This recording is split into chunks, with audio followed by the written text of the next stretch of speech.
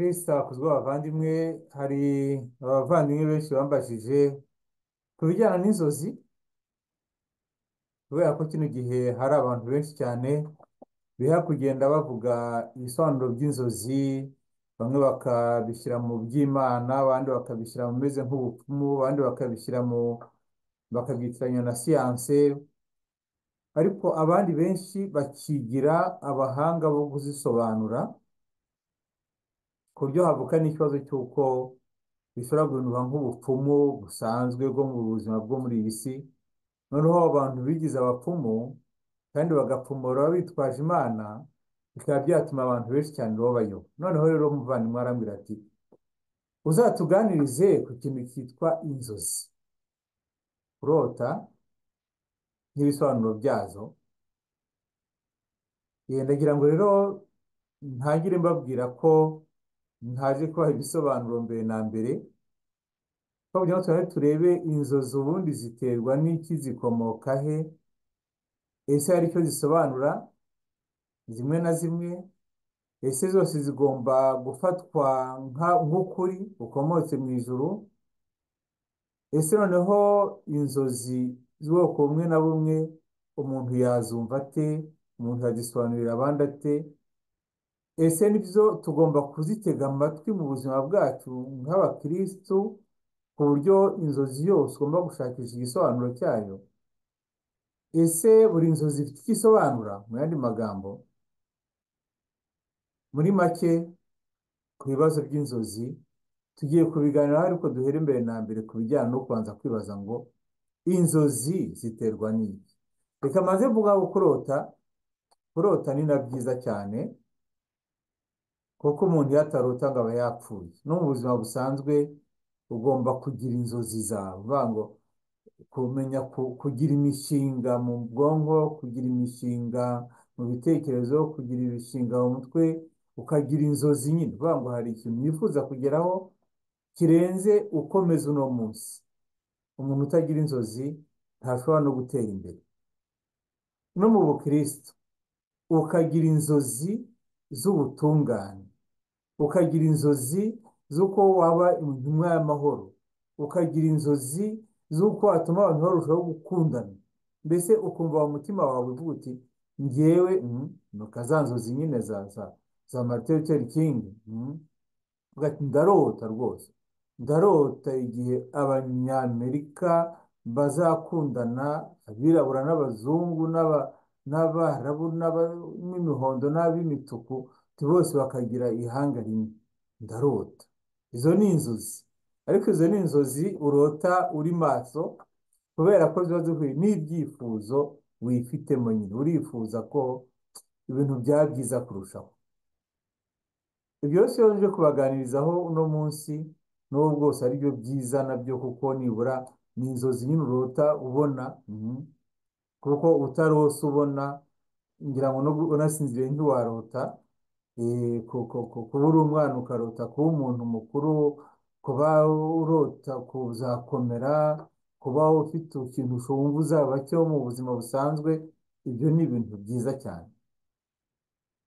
Ariko twigire ku byo kurota nyine, inzozi noneho bya bindi by'umuntu usinziriye.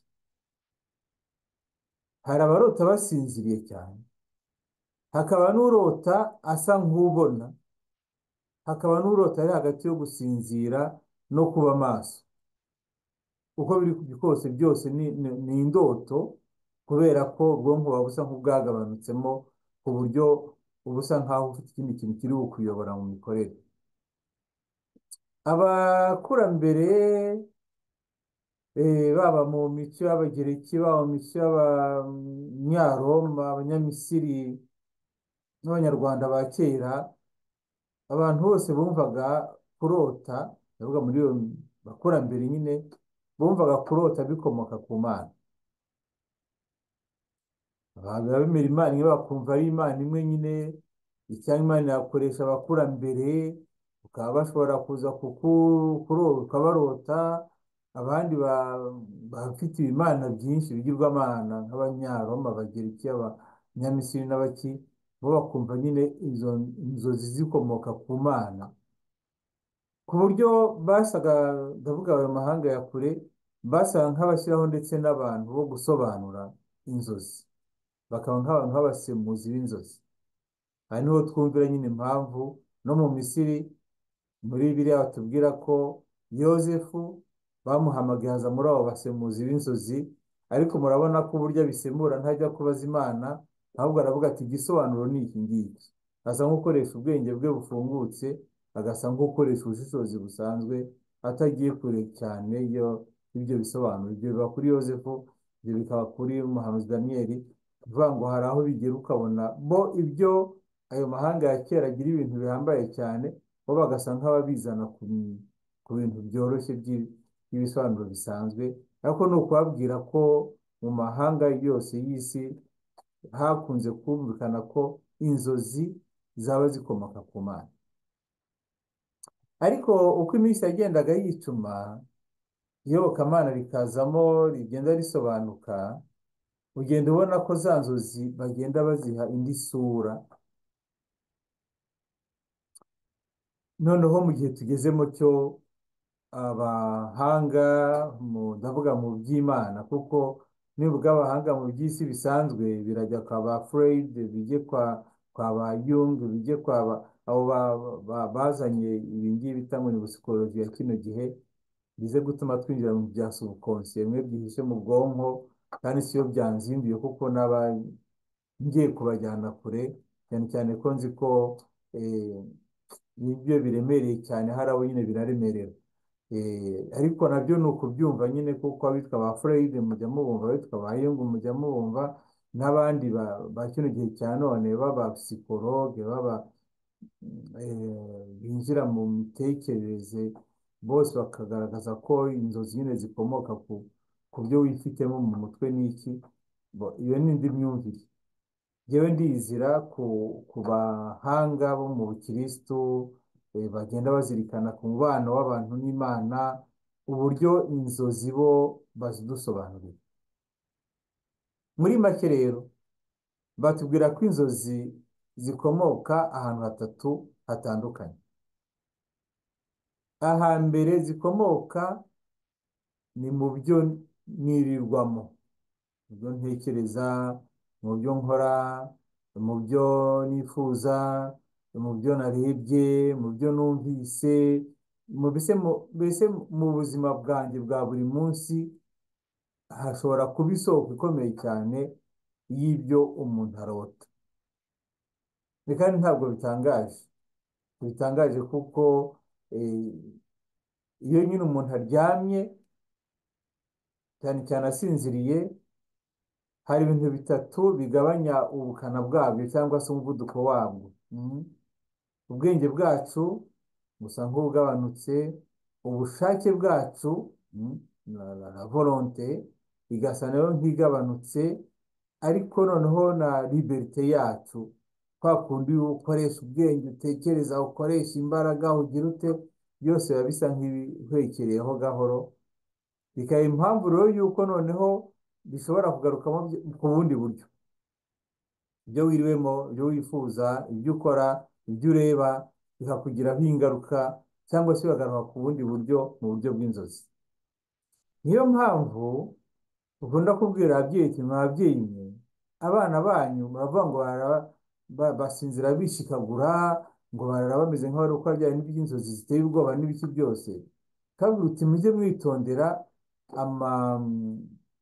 amasinema, amafilime bareba, kuko niyo abana birirwa bareba ibintu by'intambara, bakirirwa bareba ibintu by'imikino yo kwica, aribyo birirwa bakina hagati yabo, niba birirwa bareba ibintu bya Spiderman n'ibindi byose ntazi ibyo ari byo biteye ubwoba, ni ukuvuga ngo nijoro ntibizagutangaze nimugarukamo byabaye nk'ibishitani byamuteye, ni bya bindi rero nyine areba byaje kumugiraho ingaruka.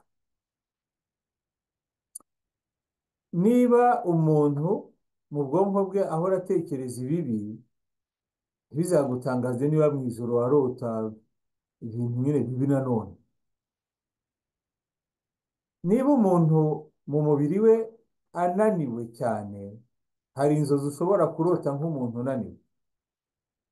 hakaba n'izirota nk'umuntu wishimye, hakaba n'izirota nk'umuntu uri kuruhuka.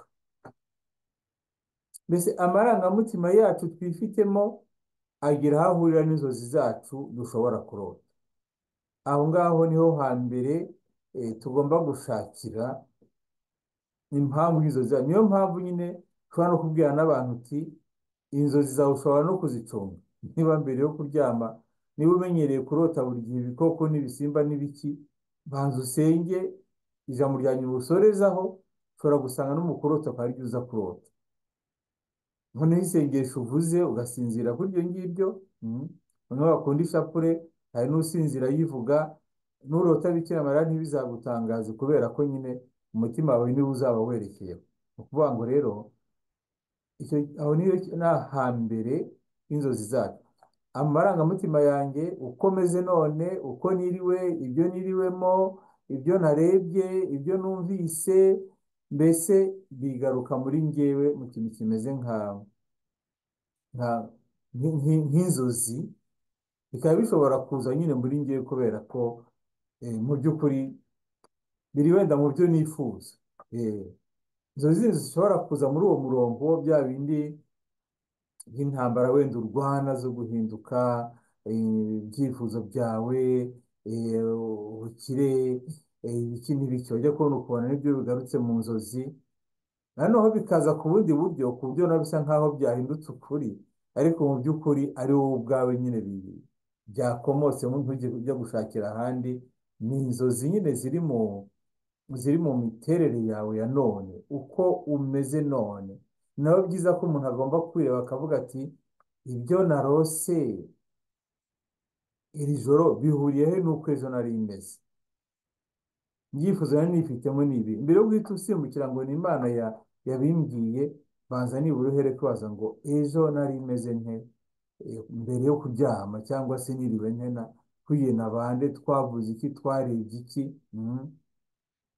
Urumva niba umuntu yiyuzuriye akagwa mu bwonko, ntarota ibintu bicuritse, ntazigire ngo ni ukubera ko ari Imana iri kumuhana, azi ko ati ejo nari nasinze, ubwonko bwanjye bwari n'ibyo ngibyo. Kubanza kwireba, kubanza kureba uko biri. Mu ijambo ry'Imana tubwira kandi ko iyi nzozi ishobora guturuka kwa Shitani, diable.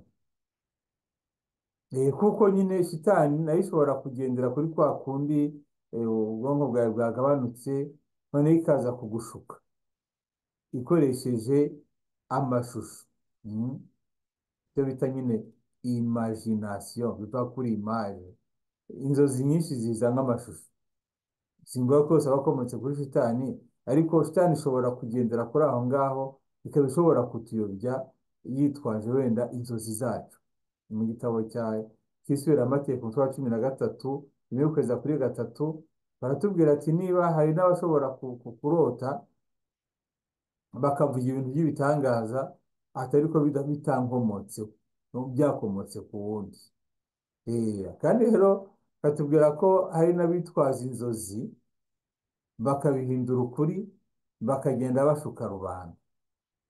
Igitabo aho ngaho nyine cy'Isubiramategeko umutwe wa 13 mirongo 5 baratubwira ko abahanuzi nk'abo ngabo bazahanwa bidasubirwaho n'Imana, kubera ko baba bari kubeshya abantu bitwaje inzozi wenda zanakomotse kwa Shitani.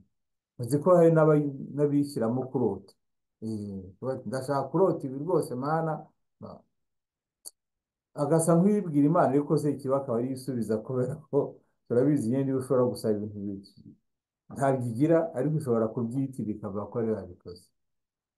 Igishimisha rero ku mukristo ni uko duhere no ku ijambo ry'Imana. Umwana navugaga mu ntangiriro ko no muri kamere muntu, mu madini ya kera yose bumvaga ko inzozi zikomoka ku Mana, no muri Bibiliya batubwira ko hari n'inzozi zikomoka ku Mana. Tuvuga ngo hari ibikomoka kuri njyewe komeza uyu munsi be nifuza uko ndi, hakaba ibikomoka kuri Sekibi ishobora kwigira marayika w'urumuri ikabyivangamo bikaza guteza ibibazo bindi mu nzozi. Hakaba rero noneho amahirwe tugira n'inzozi zikomoka ku Mana. Mu gitabo cy'imibare kibarura umutwe wa 12 baratubwira ko Imana ishobora gukoresha abahanuzi bayo biciye no mu nzozi.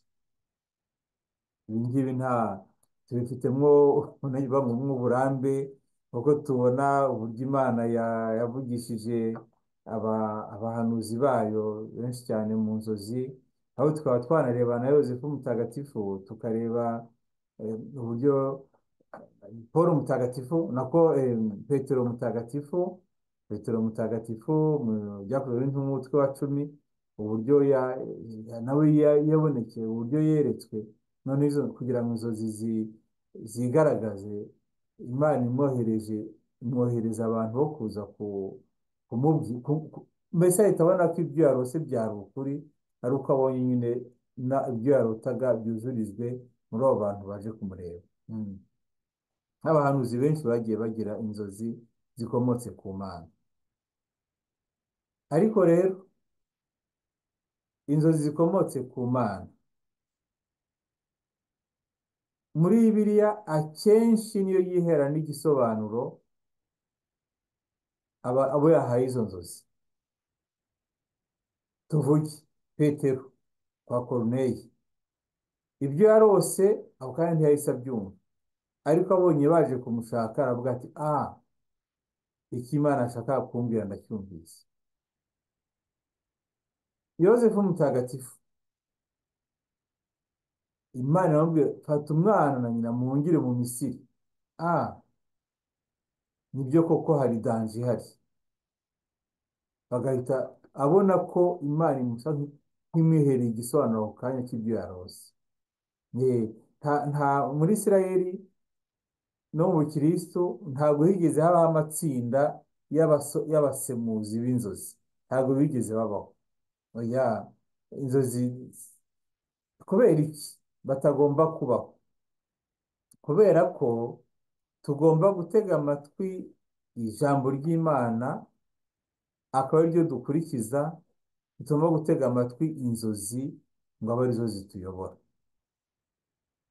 kuko hari benshi rwose bagiye batana bagata umurongo kubera ko bakurikije ijambo ry'Imana ngo ribayobore, ahubwo bakurikiye inzozi zibajyana kure.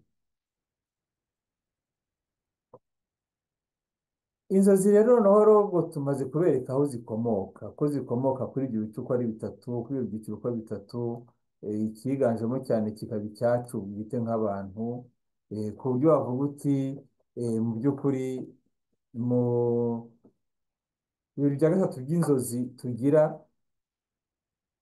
zikomoka uko tumeze twebwe, uko twiyumvamo, uko tumerewe. Hakaba rero inzozi ushobora kugira bitewe n'uko umeze, zikaramba muri wowe ntuzibagirwe, ariko hakaba n'izindi urota bigahita bigenda aho ngaho, ntukeneye no gushakisha ibisobanuro, nyine byagiye.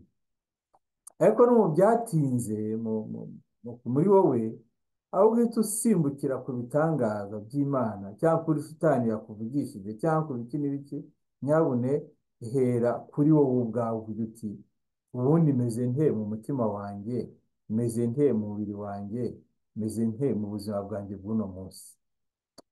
Mutagatifu Tomasi wa Aquino akababwira ko mu mateka ya Kiliziya hagiye habaho uburyo bwinshi bwo gusobanura inzozi cyangwa kumva inzozi. Ariko ubwo nakunze cyane cyangwa ubwo numva buri bwo ni ubwo Mutagatifu Tomasi wa Aquino aduha. Tomasi wa Aquino iryo zina nibura rirazwi, umutagatifu w'icyamamare muri Kiliziya kuko ari umuhanga cyane, noneho akaba n'umuntu wagiye ushaka ibisobanuro ku kintu icyo ari cyo cyose.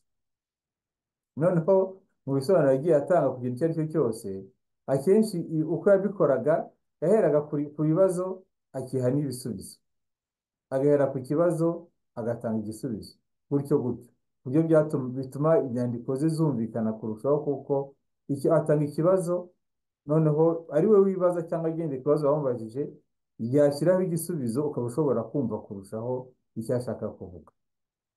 Uyu mutagatifu rero afite ukuntu we avuga inzozi.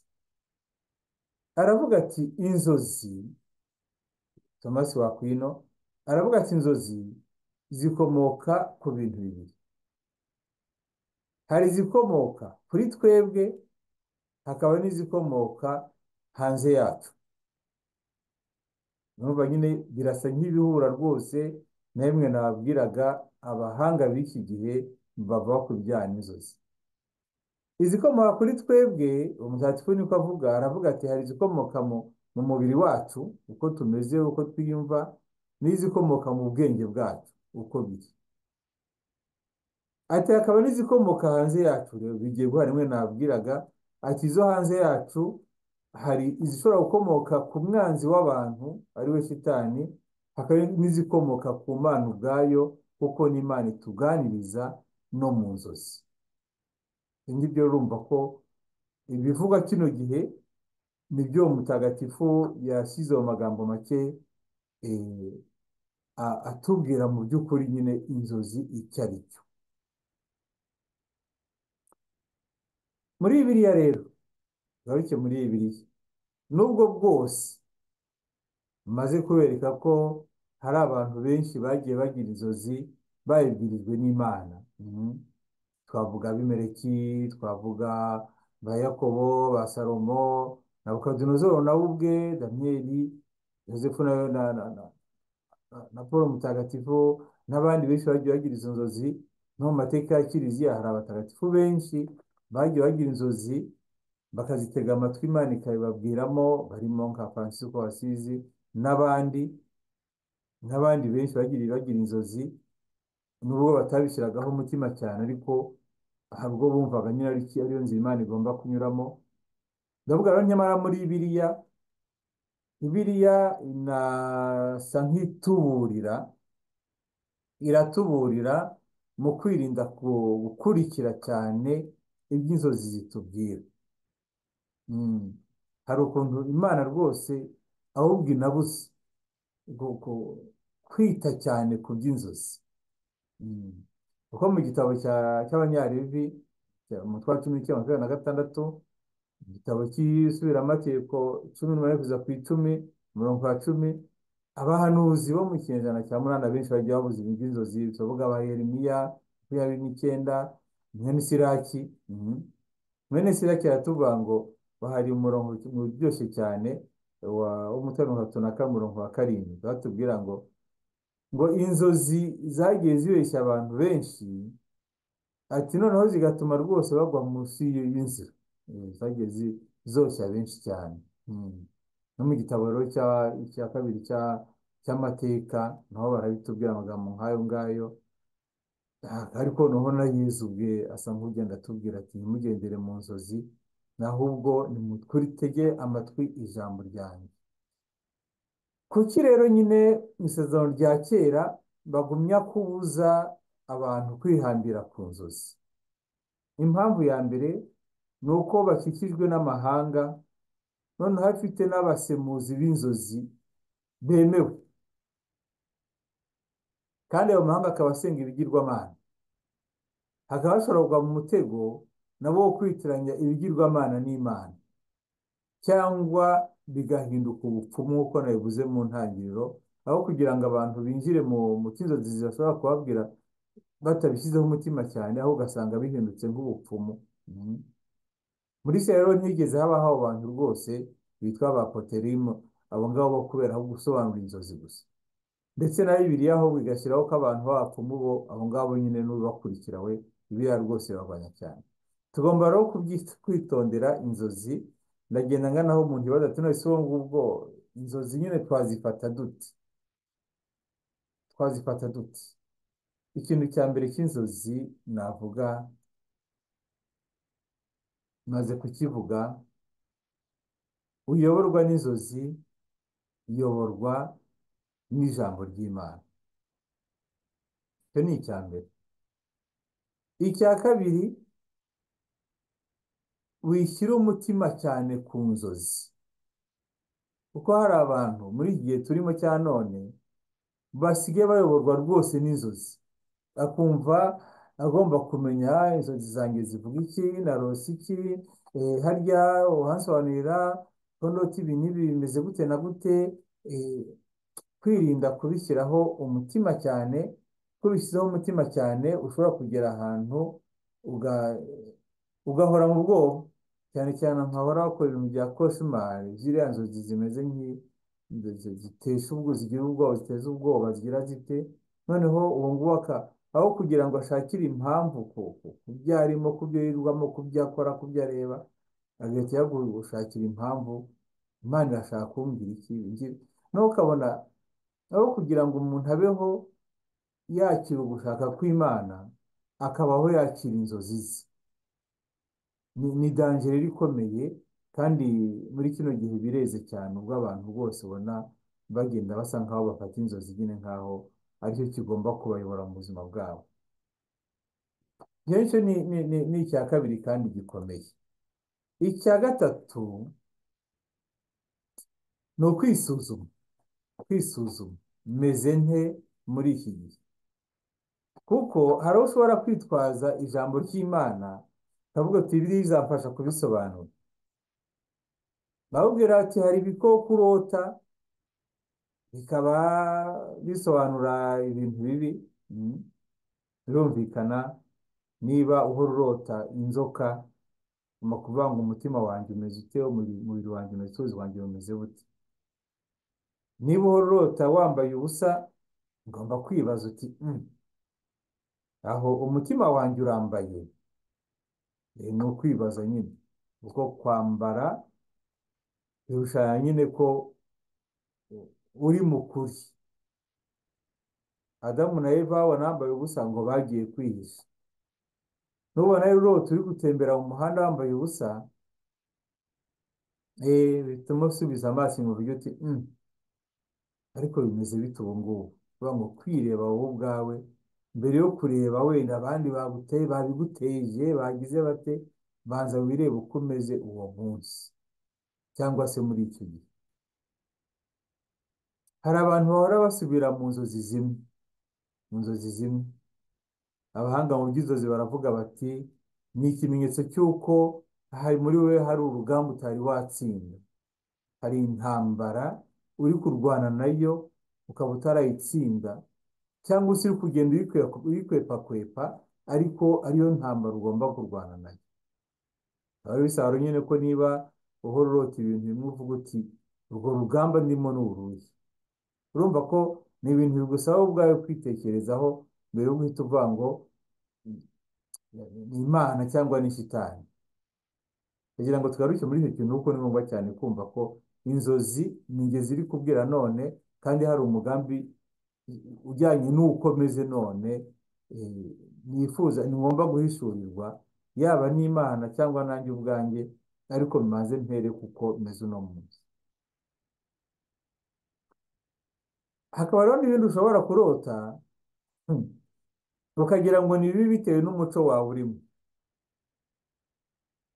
Hari uzarota imbwa kenshi, ariko ubwo biterwa n'uko uri kuzirota. Nuzirota zikwirukaho cyangwa zifite amahane zikureba nabi, ufite ikibazo. Uba ufite ikibazo. Ese kibisi iriho gutera, cyangwa se n'wowe ubwawe uri mu kintu cy'amahane muri wowe, ugomba gusaba Imana ikakigukuramo. Ariko umuzungu ashobora kurota imbwa akumva afite inshuti imuherekeje. Urumva biterwa n'umuco w'abantu.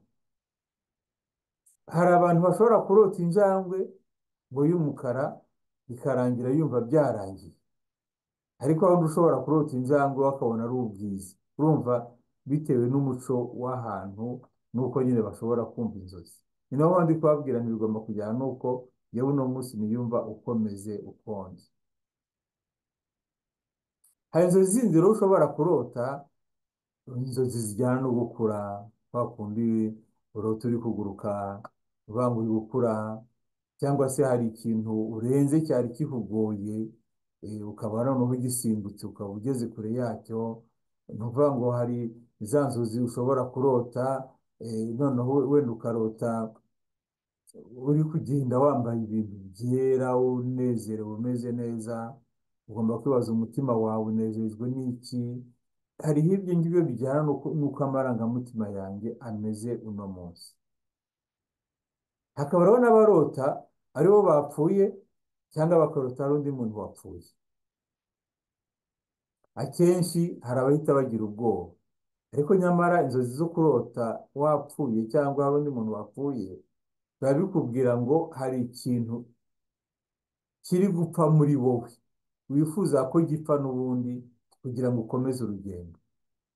Urugero, umuntu akaba afite nk'ingeso yamunaniye rwose ku buryo usinzira uretse iyi ngeso nzayishyiraho gute, izamvaho gute, noneho ukarota wenda wapfuye, wajya kureba nyuma ukabona ko mu buzima bwawe hari icyahindutse, nyine ni ukubera ko bya bindi byari biguteye ikibazo byarapfuye, ikomereza urugendo. Ye, ni nk'ibyo ngibyo, mbere na mbere ni ukwireba, meze nte, niriwe nte, noneho ibi bintu nabigenza gute, nabyitwaramo gute. Birumvikana niba ukunda kuba uri mu kiliziya ugakunda gusenga, uzarota ibyiza. Birumvikana niba mbere yo kuryama ufata umwanya wo gusenga Imana ukayegera, uzarota ibyiza. Ariko biranashoboka ko ushobora no kurota ibitari byiza kubera ko hari icyo Imana yifuza kuhindukamo, cyangwa kubera ko hari isomo Imana yifuza kuguha. Uko biri kose, mbere yo gushakira kure yawe, shakira muri wowe ubwawe. Ariko rero habaho n'inzozi nyine zimeze nk'ubuhanuzi. Bakaba ari bafite ibyo Imana iri kumubwira, bakamuhisira ikigomba gukorwa, aho uhita usimbuka ujya kukivuga cyangwa ujya kukibwira umuntu, ubanza ushishoze, ubaze uti ese iri jambo iri ndimubwira arabyakira ate? Noneho muri ubwo bushishozi Imana yaguhaye kubirota, iraguha n'amagambo meza yo kubivuga niba uri umukristo. Ntabwo byo bitangaje rero ko umuntu arota mu ijoro, ntabwo, kuko bishobora guhura nanone n'ibyifuzo wenda wifitemo, ntabwo byatangaza nabyo, kandi nabyo biri umurongo mwiza, biri umurongo mwiza.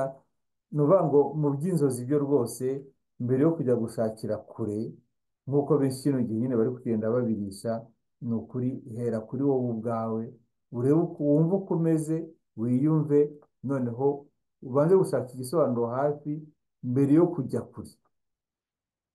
Hafi ibyo mvuga by'uko wiyumva, tujye tumenya ko n'aho twiriwe hashobora kutugiramo uruhare, yewe n'ikirere n'uburyo naryamyemo, byose bishobora gutuma ndota inzozi z'ubwoko cyangwa buriya. Ibyo byose tugomba kubireba mbere yo gusimbukira kuvuga ngo ni Imana yabimbwiye. Ugomba kubanza kureba hafi yawe ikintu cyatumye wenda ugira inzozi cyangwa ukagira ziriya zindi.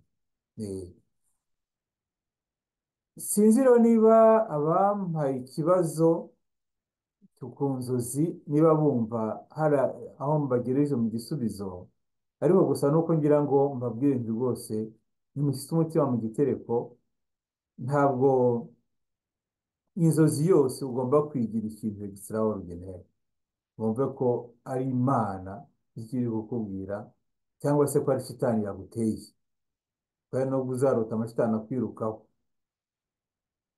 ugomba kubanza kwibaza nta kintu kiguteye ubwoba muri icyo gihe mbere yo gutegereza ko ari amashitani. Turi abana twarotaga nka shitani yakwirutseho ukaguru ukayiziga. Ibyo ni inzozi zo kuba kuri gukura nyine, ariko hari n'umukuru urota iyo ngibyo uvuga ngo hari ikintu urenze cyari cyarakuyobeye. Inama rero nabagira yo gusoza, niba hari umuntu ukubwira ngo we azi gusobanura inzozi,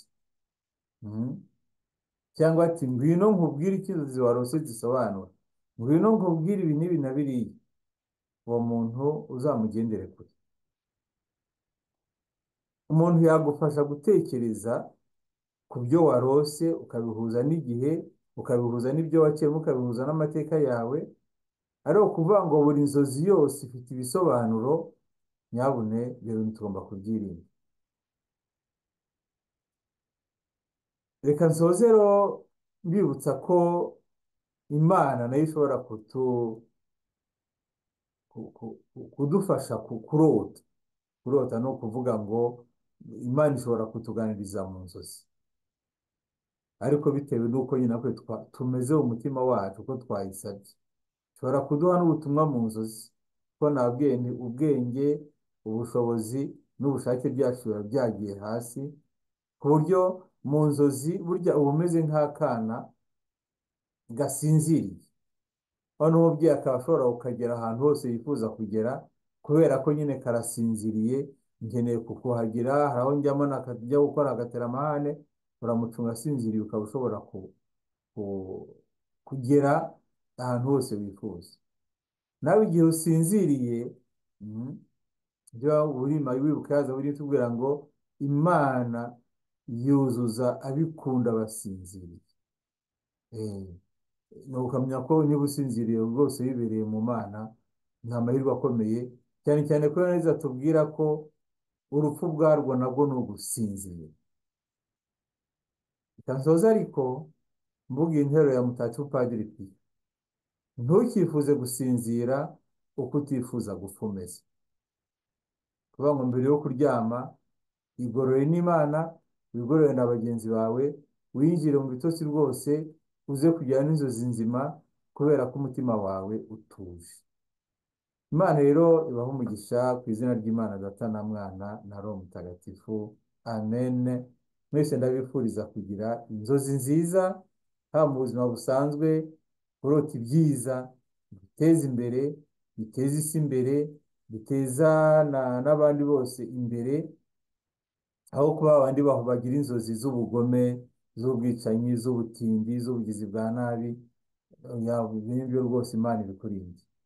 Noneho Imana iguha no kugira inzozi nziza mu busanzwe, usinzire neza, uhumeke Imana, ubane n'Imana, utembererwe n'abamarayika bawe barinzi, uhure n'abatagatifu b'Imana, uhure n'inshuti z'Imana, ku buryo mu gitondo ubyuka rwose ufite akanyamuneza, kubera ko uzaba wagize ijoro wibereye mu byiza bikomoka ku Mana. Amen.